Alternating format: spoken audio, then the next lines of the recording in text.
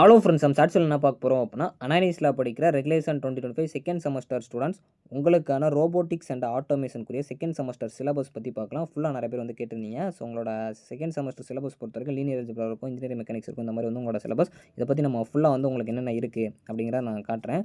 So first வந்து பார்த்திங்க அப்படின்னா லீனியர் அல்ஜிப்ரா இந்த உங்களோட சிலபஸில் இருக்கும். செகண்ட் வந்து இன்ஜினியரிங் மெக்கானிக்ஸ் இது உங்களோட சிலபஸில் இருக்கும்.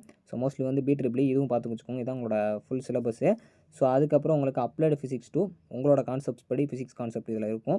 ஸோ அதுக்கப்புறம் உங்களுக்கு அப்ளைடு கெமிஸ்ட்ரி 2 இது உங்களோட கான்செப்ட்ஸில் வந்து இருக்கும். ஸோ அதுக்கப்புறம் தமிழரும் தொழில்நுட்பமும் தமிழ் எழுதுகிற ஸ்டூடெண்ட்ஸ்க்கு இங்கே இருக்கும், இங்கிலீஷ் எழுதுகிற ஸ்டூடெண்ட்ஸ்க்கு இங்கே இருக்கும். மோஸ்ட்லிலாம் தமிழ் எழுதுறவங்க இந்த சிலபஸ் வந்து பார்த்து வச்சுக்கோங்க. ஸோ மோஸ்ட்லி ரெகுலேஷன் 21 சிலபஸ் மாதிரி தான் இருக்கும்னு நினைக்கிறேன். ரீஇன்ஜினியரிங் ஃபார் இனோவேஷன் இது நீங்கள் எக்ஸாம் எழுத மாட்டீங்க, மேக்கர் ஸ்பேஸ் பண்ணீங்களா அது மாதிரி இருக்கும். ஸோ அடுத்து இங்கிலீஷ் எசென்ஷியல்ஸ் 2 இது வந்து நீங்கள் எக்ஸாமில் எழுதுவீங்க. இதோட சிலபஸ் பார்த்து வச்சுக்கோங்க. இது மோஸ்ட்லி காமனாக எல்லாருக்கும் இருக்கும். லைஃப் ஸ்கில் ஃபார் இன்ஜினியர்ஸ்லாம் உங்கள் காலேஜில் நீங்கள் பண்ணுற மாதிரி தான் இருக்கும். இதெல்லாம் செமஸ்டரில் வராது. ஸோ அடுத்து ஃபிசிக்கல் எஜுகேஷன் 2 நீங்கள் வந்து உங்கள் காலேஜில் பண்ணுற மாதிரி தான் இருக்கும். ஸோ அதுக்கப்புறம் உங்களுக்கு ஃபாரின் லாங்குவேஜஸ் பொறுத்த வரைக்கும் ஒரு 3 லாங்குவேஜஸ் கொடுத்துருப்பாங்க, ஜாப்பனீஸு, டச்சு, கொரியன்னு. ஸோ இதில் உங்கள் காலேஜில் நீங்கள் என்ன சொல்கிறீங்களோ அதாவது ஏதோ ஒரு லாங்குவேஜ் எடுத்து படிக்கிற மாதிரி இருக்கும். ஸோ ஓவரால் இதான் உங்கள் சிலபஸ். தேங்க்ஸ் ஃபார் வாட்சிங்.